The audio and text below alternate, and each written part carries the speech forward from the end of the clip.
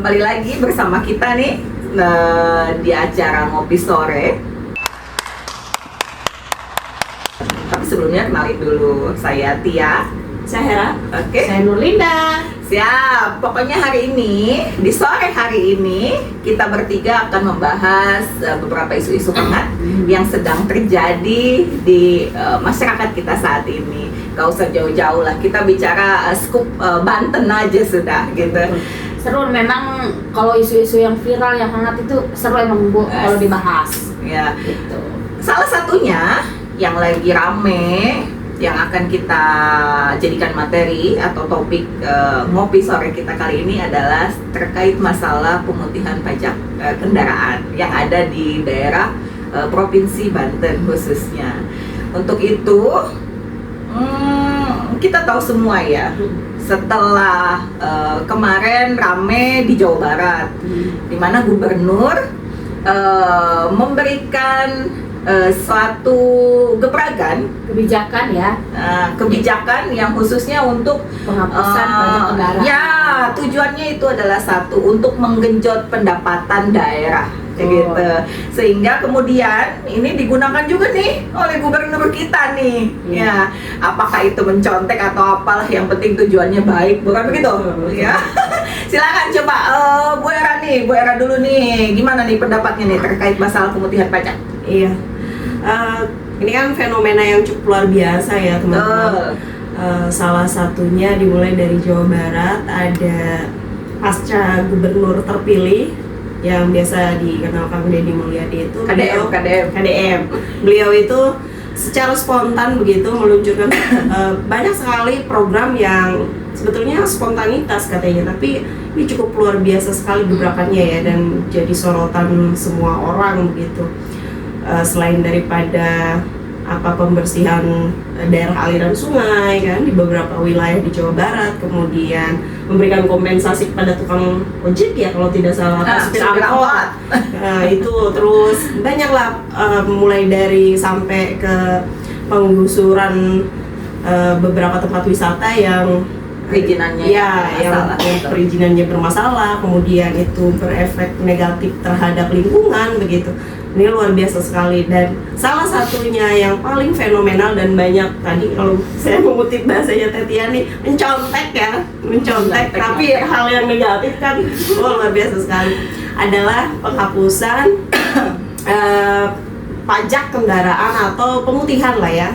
Artinya yang dibayar hanya tahun yang sedang berjalan saja. Ini luar biasa sekali karena sebelumnya mungkin selama ini sejarahnya belum pernah ada ya. Kayaknya baru deh, ini fenomena baru yang cukup luar biasa. Nah, ini tentunya akan memberikan dampak yang signifikan di dalam masyarakat kita, terutama masyarakat menengah ke bawah nih. Betul. Tar dulu nih sebelum kita lanjutkan nih. Tapi ngomong-ngomong nih ya, terkait masalah pemutihan pajak kendaraan. Ini banyak lah ya hal-hal positifnya kan begitu. Coba gimana nih dari Teh Nurlinda nih, apa sih sebenarnya dampak positifnya begitu? Jadi begini ya Bu, Teh Hera, memang setiap kebijakan itu ada memang dampak positif dan negatif. Dampak positifnya yaitu memang satu, menggenjot PAD, terus mengurangi beban masyarakat juga ya. Tapi memang dampak negatifnya salah satu ya yang kemarin-kemarin nunggak pajak nih, wih seru banget gitu kan ya. Bagi kita yang taat pajak gitu kan adalah hal yang gitu. Berarti selama ini Telinda taat pajak. Alhamdulillah. Jadi pajak dibayar tiap tahun. Alhamdulillah. Nah, pada saat ada pemutihan, gondok juga. Efek gitu ya. Iya, kena efek.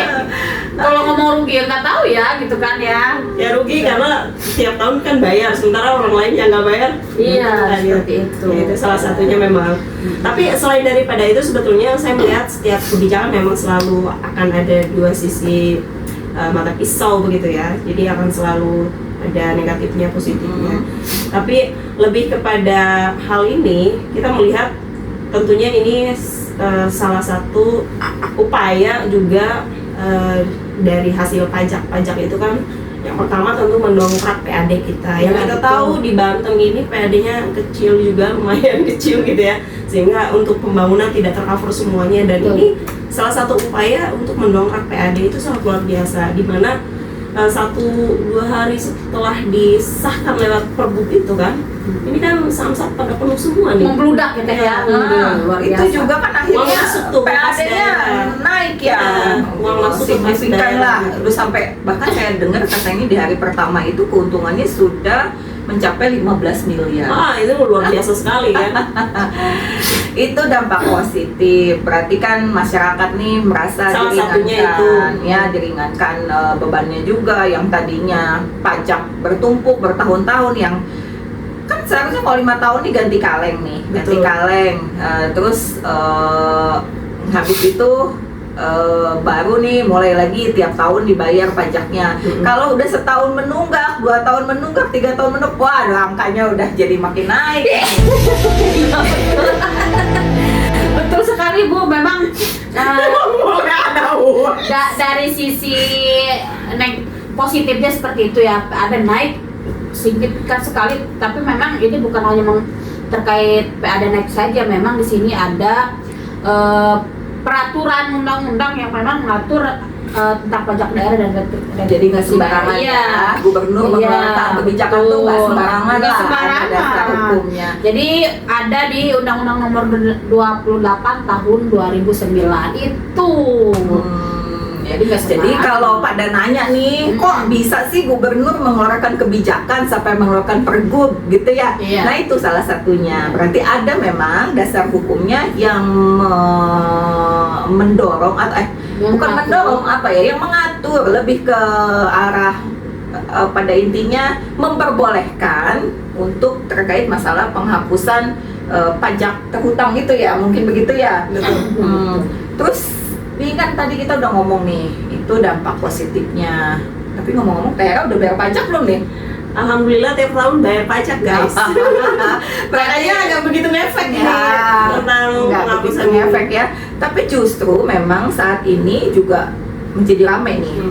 Pada saat gubernur sudah mengeluarkan aturan, lantas kemudian ada isu-isu yang mengatakan bahwa ini SDM samsatnya ini nih, ada pungli lah atau apalah, coba gimana ini Teh Hera menyikapi terkait isu-isu demikian? Saya pikir balik lagi tadi ya, ketika pertama karena sejarahnya ini adalah salah satu kebijakan yang diambil secara spontanitas. Iya. Tentunya sesuatu yang spontan itu dia akan harus ada effort yang lebih, karena ini kan di luar dari perencanaan tentunya, atau dia insidental begitu ya dilakukan. Lagi-lagi kita selalu terkendala dengan yang namanya kesiapan kita menghadapi satu fenomena itu. Contohnya hari ini di Samsat ketika peraturan gubernurnya sudah diturunkan, karena tadi ada dasar hukumnya dari Undang-Undang Lalu Lintas ya, begitu Undang-Undang Nomor 28 Tahun 2009 tadi. Nah ini bagaimana yang di bawah instrumen pendukungnya, Iya, sudah siap atau tidak? Ini juga perlu difikirkan, karena jangan sampai justru tujuan yang mulia ini Iya. Sistem bagus, cuma kesiapan kitanya belum mumpuni Betul. ya Teh ya. Betul, itu tadi tujuannya yang mulia, tapi caranya ini kan di tengah jalan Iya, begitu, benar-benar. Iya. belum siap. Tapi memang iya, kalau bahasa Sundanya sih nggak maido ya. Di awal-awal Nggak nih maido ya. kebijakan ini dikeluarkan, Masa samsat transisi juga. langsung digeruduk Iya. sama masyarakat begitu kan? Kaget ya? Yang ingin bayar pajak gitu. Nah kalau yang cuman bayar pajak tahunan sih ya cukup kasih KTP aja ya. Kemudian dibayar, di print STNK-nya. Nah ini yang jadi kesulitan itu pada saat sudah habis masa 5 tahun Iya, itu ganti ganti kaleng. kaleng. Karena harus apa digesek apa segala macam, sehingga bukan masa digesek aja, apalagi khusus untuk yang balik nama kendaraan, balik nama pemilik kendaraan, itu kan juga harus ada KTP asli. Sedangkan kalau kita beli, mungkin yang dibeli orangnya sudah entah kemana lah. Iya, betul. Itu juga menjadi Sudah kesulitan. pindah tangan ke beberapa betul. orang. Nah itu yang dikhawatirkan memang karena ini ingin cepat mudah, semua ingin cepat didahulukan begitu ya. ada nih oknum-oknum nih Ya. yang menggunakan momen tersebut Ya. gitu ya. Saya juga pernah dengar itu, Bu. Pernah dengar Kayak juga ya? kemarin juga katanya ada yang ngomong pungli gitu kan ya. Gitu. Gitu. Ya kan, ya itulah oknum. Iya, oknum. Tapi ya mudah-mudahan sih nggak semua ya. Dan ini juga harus jadi perhatian oleh Pak Gubernur khususnya, di mana kebijakan yang sudah dikeluarkan tadi yang Teh Nurlinda bilang ini kebijakannya sudah bagus, sistemnya sudah bagus. Nah, tolong juga lah untuk SDM-nya juga untuk tetap diberikan pengarahan gitu, untuk gimana caranya ini biar satset tapi nggak asal-asalan gitu ya. Dan ketika sukses harus diapresiasi. Nah, betul sekali. Ngomong-ngomong, ini kan tadi kita udah bicara nih dampak positifnya. Kalau dampak negatifnya sih mungkin buat Teh Nur aja nih, karena dia biasa bayar pajak tiap tahun. Alhamdulillah. Nah, sekarang ada kebijakan, Iya. jadi aduh gondok juga begitu ya. Gondok sekali, benar, Bu. Tapi nggak apa-apa, berarti Teh Nur ini warga negara yang taat bayar pajak. Perlu diapresiasi juga. Kasih dong. Cuma nih, yang jadi masalah ini, coba deh dampak negatifnya ini nih, selain daripada yang tadi itu, ada nggak sih Teh Hera, coba? Ya, tadi ya seperti di awal saya sampaikan, setiap yang namanya aturan kebijakan pasti akan selalu dipandang berbeda, terutama kalau bicara dampak selalu akan, karena ini policy begitu ya, karena ini satu aturan yang mengikat semua orang, tentunya akan ada dampak sosial. Apa dampak sosialnya? Salah satunya, selain tadi dampak ekonominya cukup baik, tapi ada juga sebetulnya dampak ekonomi yang menjadi buruk, di mana nanti gap antara orang yang mampu kemudian membeli kendaraan, dia karena tahu ini pajaknya apa, akan banyak sekali kendaraan-kendaraan bekas yang dibeli begitu, walaupun pajaknya mati, tapi dibeli karena ya mumpung ada program ini yang diputihkan. Jadi ada animo masyarakat untuk beli kendaraan, begitu ya. Nah, ketika animo ini tinggi, kemudian daya beli masyarakat juga bisa match gitu ya. Nah, ini salah satunya tentu kita akan banyak sekali mendapatkan yang namanya lonjakan kendaraan, volume kendaraan akan makin banyak di jalan. Jadi negatifnya itu polusi semakin ini ya, Polusi akan makin banyak, kemacetan akan parah karena kendaraan banyak begitu, dan kembali digunakan bisa sampai ke kota-kota. Iya, yang tadinya nggak bayar pajak, pajaknya mati, kendaraannya diumpetin, paling bisa keliling kampung. Betul. Karena pajaknya hidup, udah bisa ke kota ya. Iya, betul.